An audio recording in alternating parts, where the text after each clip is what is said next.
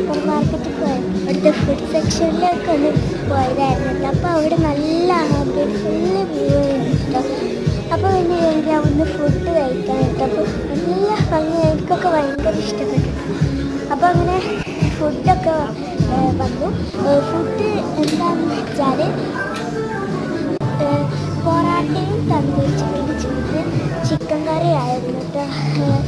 അപ്പോൾ നല്ല ടേസ്റ്റ് ഉണ്ടായിരുന്നു. എനിക്ക് ഭയങ്കര ഇഷ്ടപ്പെട്ടു. അടിപൊളിയായിരുന്നു. അങ്ങനെ ആസ്വദിച്ച് കഴിച്ചു.